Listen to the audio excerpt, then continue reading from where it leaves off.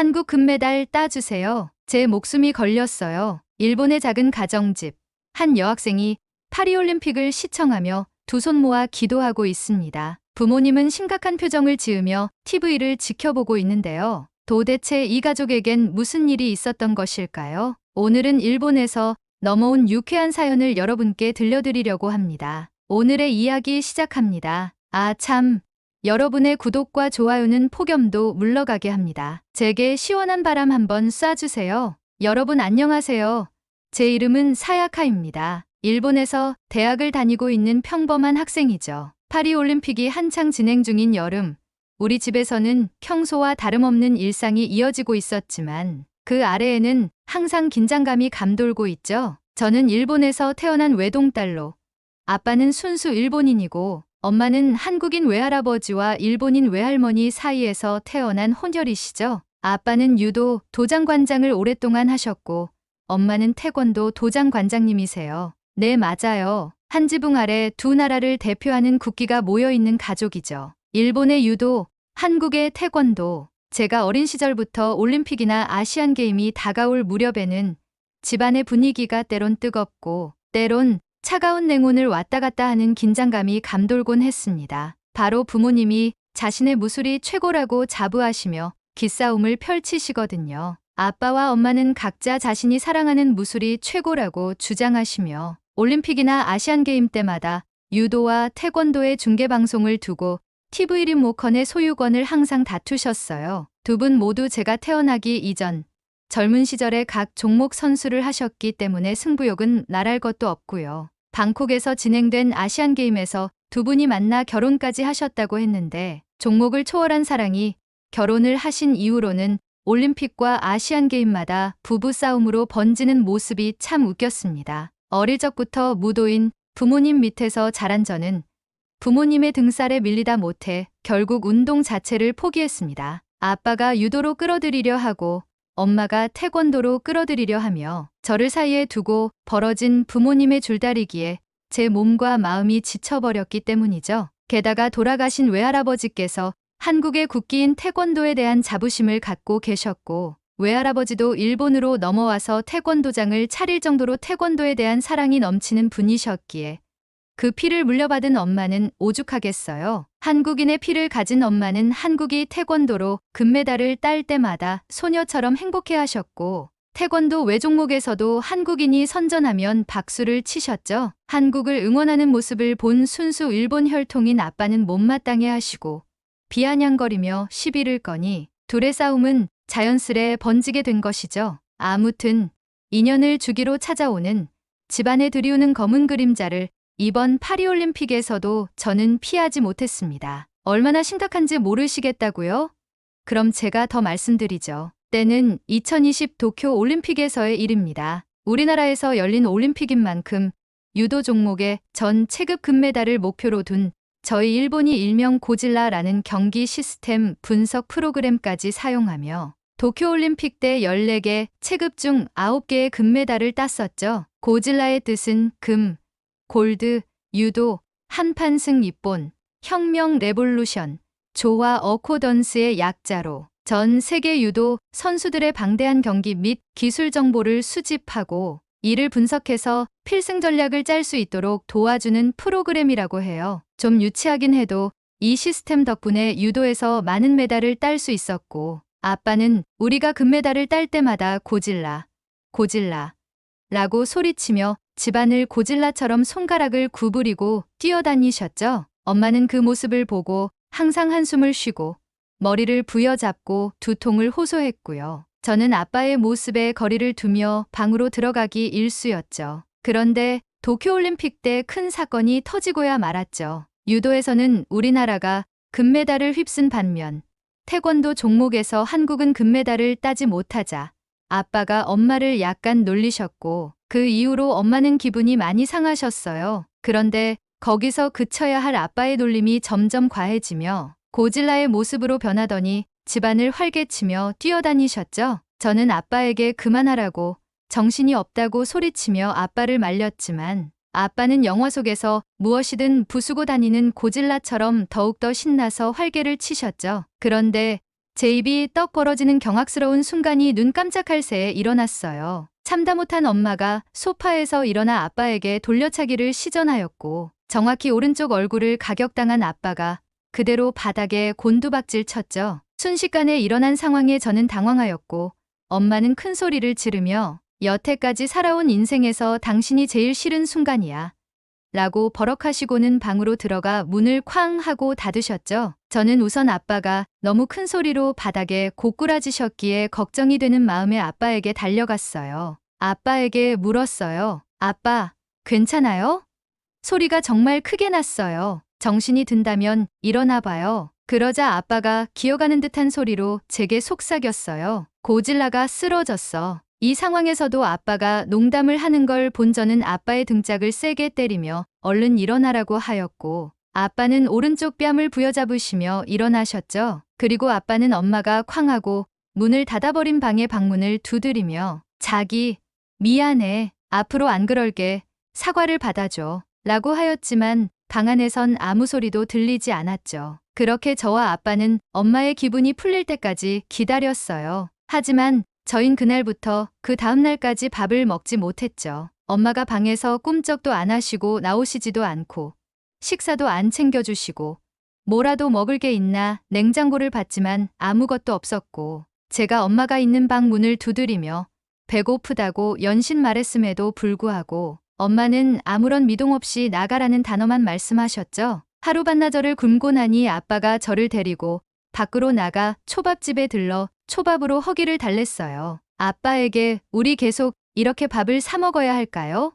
라고 물으니 아빠는 아빠가 알아서 할 테니 넌 그냥 먹기나 해라고 하셨죠. 그리고 집으로 돌아와서 저는 말없이 방으로 들어갔고 정신없는 하루를 보낸 후 잠에 들었어요. 그런데 다음 날 엄마가 아침 식사 준비를 하는 소리를 듣고 잠에서 깨서 밖으로 나가 보니 아빠는 거실에서 바닥을 닦고 있었고 거실 테이블 위에는 꽃바구니와 함께 미안해라고 적혀있는 메모를 보게 되었죠. 아빠는 저를 보시곤 쉬시라고 손짓으로 제스처를 취하시고 저는 두 분이 화해를 했구나라고 직감하고 마음을 한결 편하게 놓았죠. 아침 식사를 할 때 우리는 말없이 묵묵히 밥을 먹었어요. 그리고 이 정적은 올림픽이 끝나는 날까지 이어졌죠. 도쿄올림픽이 끝나고 아빠가 추진한 여행으로 엄마의 마음이 조금씩 누그러졌고 엄마의 기분이 평상시로 돌아오기까지 자그마치 2달이 걸렸어요. 전 그 불편한 분위기 속에서도 부모님의 관계 회복을 위해 힘썼고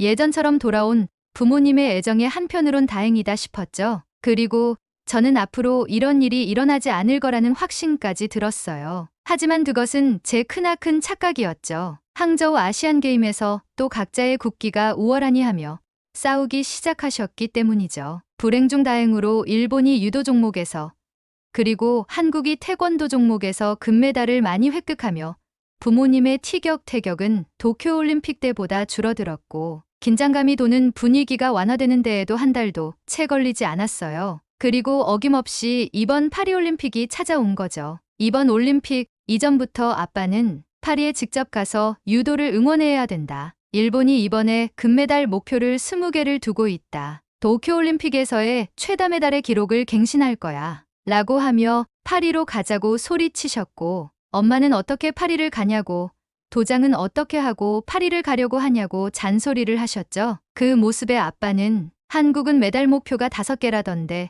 이번에 구기 종목 다 떨어지고 믿을만한 건 양궁뿐인가 봐. 태권도에서 금메달에 자신이 있으면 적어도 10개라고는 해야 되는데 말이지 라고 엄마에게 말했어요. 그 말을 듣자마자 저는 아빠의 입을 틀어막으며 아빠, 바닥에 고꾸라지기 싫으면 입 좀 다물고 있어 라고 말했어요. 엄마는 도쿄올림픽 때의 자신의 모습이 생각이 났는지 아빠에게 삐진 말투로 한국이 목표를 적게 잡은 건 나도 이해가 가지 않지만 한국은 분명 많은 금메달을 딸 거야. 두고 봐 라고 하며 이번 파리올림픽에 대한 자신감을 내비쳤죠. 마침내 개회식이 시작되었고 파리올림픽 개막과 동시에 다가온 유도 경기를 기다리며 아빠의 흥분도는 점점 올라가기 시작하셨어요. 아빠는 말했어요. 이번에도 일본 유도가 금메달을 휩쓸 거야. 한국 태권도? 글쎄, 이번에도 쉽지 않을걸. 이라고 말하며 한 신문을 펼치더니 내용을 읽기 시작했어요. 그런데 그 내용은 정말 충격적이었죠. 왜냐하면 엄마의 돌려차기가 또 나올 것 같은 내용이었거든요. 그것도 엄마가 싫어하는 극우 언론 산케이 신문의 자매지 유카누지에서 발행된 신문이었어요. 신문의 내용은 무로타니 카츠미라는 사람이 칼럼을 적었는데 한국을 가라앉는 한국의 상징이라고 말하며 한국은 더 이상 스포츠 강국이라고는 말할 수 없는 틈새 종목만 출전했고 이 점을 미루어 보았을 때 나라 전체가 의기소침한 것 같다고 언급한 내용이었죠. 아빠는 웃으며 신문을 읽는 동안 저는 엄마가 일어나면 막을 생각만 하며 엄마를 지켜봤어요. 하지만 엄마는 한국이 일본의 코를 납작하게 해줄 거라며 코웃음을 치며 아빠에게 마음껏 해보라고 했죠. 엄마는 한국에 대해 뭔가 모를 큰 기대를 걸고 계신 느낌이었어요. 아빠의 말에 크게 흔들리지 않으셨죠. 그리고 유도 경기가 열리던 날이 밝았고 집안은 아침부터 긴장감으로 가득 찼어요. 아빠는 평소보다 더 일찍 도장의 문을 닫고 유도복을 입고 일본 유도 선수들의 경기를 준비하며 TV 앞에 가지런히 무릎을 꿇으시며 TV 시청 준비 자세를 잡으셨어요. 선수가 소개되고 아빠는 큰 소리로 일본, 일본이라고 외치며 응원을 하셨죠. 저는 소파에 앉아 엄마를 바라보았고 엄마는 부엌에서 손과 칼은 채소를, 눈은 아빠를 향한 채로 음식 준비를 하고 계셨죠. 하지만 엄마의 눈빛이 째려보는 눈빛은 아니었어요. 아마도 유도 경기가 모두 끝난 이후 태권도 경기가 진행되는 스케줄이다 보니 상대적으로 여유로운 모습을 보이셨죠. 하지만 저는 내심 걱정했어요. 한국 태권도가 혹여나 도쿄올림픽 때의 악몽으로 메달을 따지 못하는 것은 아닐까 하는 우려가 계속되었죠. 아빠는 우리나라 유도 선수들이 경기에 출전할 때마다 특유의 기합 소리와 함께 환호성을 지르며 경기를 지켜보셨고 결국 일본은 유도에서 3개의 금메달을 차지했어요. 아빠는 기뻐하며 우리를 향해 말했어요. 봐라. 도쿄에서의 금메달은 운이 아니야. 종주국으로서 자존심을 지켜냈어. 이번에도 우리 대 일본 유도가 최고였어. 라고 외치며 엄마에게 깐족거리기 시작했죠. 하지만 엄마는 종주국이면 메달을 더 땄어야지. 도쿄 올림픽 때보단 못하네? 라고 말씀하시며 아빠의 도발에 응수했죠. 엄마의 말을 듣고 아빠는 말했어요. 한국이 태권도 종주국으로 얼마나 많은 금메달을 따나 한번 지켜보겠어. 한국이 금메달을 또 못 따거나 우리 유도보다 적겠다면 당신도 인정해야 해. 라고 말했어요. 이 말을 들은 엄마는 코웃음을 치며 아직 시작도 안 했어. 긴장 풀어. 태권도 경기 때 한번 지켜봐봐. 라고 침착하게 대응하셨어요. 그런데 왜 제 눈에는 집안에서 불꽃놀이를 하듯이 불똥이 번쩍번쩍 튀는 것일까요? 유도 경기가 끝난 이후 집안은 잠시 하나가 되어 다른 종목에 출전한 우리 선수들을 응원하며 평온을 되찾았지만 그저께 치러진 태권도 경기가 다가올수록 다시 긴장감이 감돌기 시작했어요. 저는 생각했어요. 차라리 한국이 많은 메달을 가져가서 집안의 평화가 찾아왔으면 좋겠다고 말이에요. 우리 가족 중에 엄마를 이길 사람은 없다고 생각해요. 아빠가 고꾸라진 이후로 엄마가 집안 내에서 서열 1위라고 제 마음속에 자리매김했거든요. 하지만 그럴 수 없던 이유가 있죠. 일본 언론이 자신했던 한국보다 우월한 성적이 뒤바뀌는 참사가 벌어졌거든요. 한국이 목표로 하는 금메달 5개보다 훨씬 많은 금메달을 따며 올림픽 종합순위에서 일본을 제쳐버렸기 때문이었죠. 그 모습에 아빠는 부글부글하며 한국은 꼭 이겨야 할 대상이라고 소리치기 시작했고 엄마는 아빠한테 한국에 피가 섞인 나를 앞에 두고 할 소리냐고 버럭하시며 두 분의 긴장감이 다시 올라오며 집안에는 또다시 검은 그림자가 드리워지고 심지어는 안개가 자욱한 느낌마저 들었죠. 엄마는 무엇인지 모를 자신감에 차 있었어요. 이전과는 다르게 아빠의 도발에 쉽사리 넘어가지 않고 오히려 아빠의 도발을 맞받아치며 대범한 모습을 보여줬죠. 저는 궁금했어요. 엄마, 한국이 태권도에서 금메달을 딸 확률이 높아 보여? 예전의 엄마의 모습이 아니야. 엄마는 제 물음에 웃으며 답하셨어요. 사야카, 엄마는 도쿄올림픽 이후로 매일같이 태권도 관련 뉴스를 확인했어. 한국을 대표해서 나오는 선수들도 파악했고 그 선수들의 기량도 분석했어. 아마 이번에는 한국이 금메달을 딸 거야. 나는 그 믿음이 있어. 넌 일본인이지만 한국의 피도 섞여 있다는 거 잊지 마. 한국, 일본 모두 우리 편인 거야. 저는 엄마의 말을 듣고 정체성의 혼란이 조금 오긴 했지만 한국과 일본이 모두 잘 지냈으면 하는 바람이 있어요. 그랬다면 이렇게 부모님이 싸우시진 않으셨을 것이니까요. 반면 아빠는 이미 유도 경기가 끝났다는 안도감에 여유를 부리며 태권도 경기 뭐하러 보냐고 비아냥대며 한국은 금메달 못 딸 거라고 소리치며 큰 관심을 두지 않는 듯 보였죠. 그렇게 파리올림픽에서 태권도 종목이 시작되었고 첫 체급은 58kg이야 남자 개인전이었어요. 엄마는 유도 경기 날 아빠가 했던 것과 똑같이 태권도 도장을 일찍 닫고 집에 들어와 한국어로 적혀있는 자신의 도복을 꺼내 입고 TV 앞에 앉아 준비를 하셨어요. 아빠는 따라하냐며 비아냥대긴 했지만 유도 경기가 이미 끝났고 일본이 금메달을 3개나 챙겼다는 자신감 때문인지 태권도 경기를 흥미롭게 지켜보지 않으셨죠. 하지만 엄마는 이날을 손꼽아 기다려온 사람처럼 일본인임에도 불구하고 한국을 향한 응원을 시작하셨죠. 아마도 엄마는 태권도가 얼마나 훌륭한 국기인지 아빠에게 보여주고 싶어 하시는 것 같았어요. 경기가 시작되자 박태준이라는 한국 선수가 가볍고 빠른 움직임으로 점수를 연이어 획득하였어요. 한국 선수의 날쌘 모습에 무관심하던 아빠는 화면을 주시하기 시작했고 엄마는 자신이 분석한 대로 박태준 선수의 빠른 움직임에 감탄하며 응원을 이어가셨죠. 박태준은 뛰어난 기량을 발휘하며 상대방을 압도하기 시작했고 파죽지세로 결승전까지 올라갔어요. 그리고 마침내 도쿄올림픽 때 엄마의 돌려차기를 보는 듯한 한국 선수의 시원한 돌려차기가 상대방의 오른쪽 턱을 가격하였고 한국의 태권도 종목 첫 체급에서 첫 번째 금메달이 나왔죠. 엄마는 크게 기뻐하며 봤지?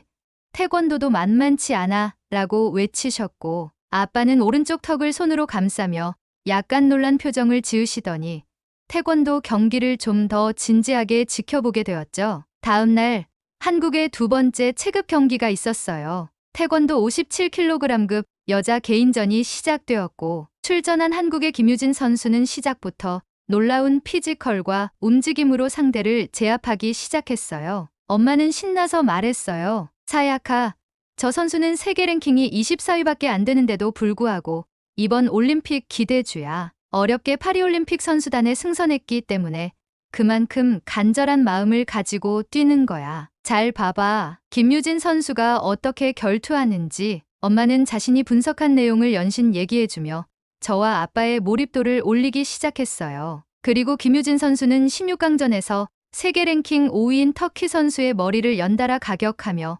경기를 압도하였고 183cm의 압도적인 신장을 바탕으로 경기를 승리로 이끌었습니다. 엄마는 또 소리를 지르며 환호하였고 저는 한동안 말을 잇지 못했습니다. 이번 파리올림픽에서 유도 경기를 봤을 땐 조금 루즈한 느낌이 들었었어요. 규정을 바꾸고 점수 배점을 바꿔서 공격적이지 않은 유도 경기로 변했다는 얘기를 들었죠. 하지만 태권도는 달랐어요. 리듬감과 템포감으로 상대를 좌지우지하고 화려한 발차기와 찌르기, 기술 등으로 제대로 된 격투기의 느낌을 보여주었죠. 그리고 선수들의 신체 조건이 날쌘 체형이라 더 멋져 보였어요. 엄마는 신이 난다며 평소 안 마시는 맥주를 들고 와서 마시기 시작했고 아빠는 슬그머니 엄마의 옆에 앉아 같이 맥주를 마시며 경기에 집중했어요. 기분이 좋은 엄마 옆에서 아빠가 위기감을 느꼈는지 그래도 다음 상대들한테 안 될걸? 세계 랭킹 4위래 라고 깐죽대기 시작했죠. 맞아요. 8강전에서 만난 상대는 세계 랭킹 4위였어요. 그리고 외모도 아시아계 혼혈 같았죠. 알고 보니 한국계 선수였고 대등한 대련을 펼쳤습니다. 하지만 엄마의 간절함이 통한 탓인지 김유진 선수는 긴 다리를 이용한 머리 공격을 펼치며 극적인 승리를 거두었죠. 엄마는 아빠를 발로 밀치며 가까이 붙지 말라고 하였고 아빠는 그럼에도 불구하고 엄마를 놀리는데 열중하였어요. 그리고 엄마의 응원에 고비가 찾아왔죠. 태권도 여자 개인전 4강에서 세계 랭킹 1위이고 지난 두 번의 아시안게임에서 2연속 금메달을 목에 건 중국의 러중스와 맞붙게 된 것입니다. 엄마는 저에게 말했어요. 김유진 선수가 이번 경기만 이기면 무조건 금메달이야. 나는 확신이 있어. 저는 그래도 세계 랭킹 1위를 어떻게 이기냐고 생각하며 한동안 또 밥을 굶어야 하나 하는 근심 걱정을 하며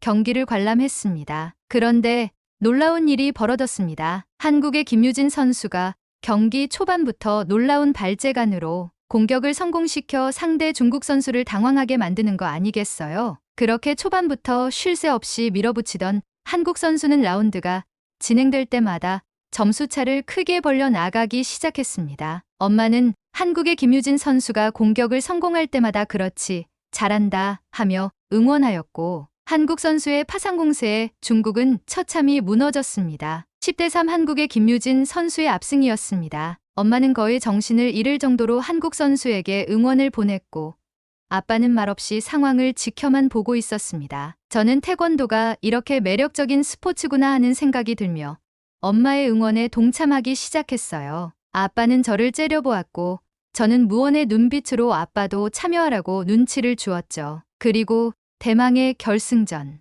상대는 세계 랭킹 2위의 이란의 키안 이찬데라는 선수였습니다. 세계 랭킹 2위라고 하니 어려운 상대를 만난 것 같은 기분이 들어 태권도에서의 금메달까지의 여정은 정말 험난하구나 라고 느꼈습니다. 하지만 걱정과는 달리 세계 랭킹 1위를 꺾고 올라온 김유진 선수의 플레이는 거침없었어요. 머리 공격으로 점수를 따내고 상대를 위협하며 일방적인 경기를 이끌어갔죠. 엄마는 그 모습을 보고 미소를 지으며 금메달이 눈앞에 보이는 것처럼 응원하였고, 아빠는 심드렁한 표정을 지으며 절대 안 될 것이라는 부정을 태우고 있었죠. 그리고 라운드 스코어 2대0으로 한국의 김유진 선수가 금메달을 따내자 엄마는 괴성을 지르며 집안에서 발차기와 돌려차기를 허공에 냅다 갈기기 시작했어요. 저와 아빠는 멀찍이 떨어져 그 모습을 지켜봤고 저는 엄마의 기쁨에 박수를 쳐줬어요. 그리고 속으로 생각했죠. 아, 밥을 굶을 일은 없겠다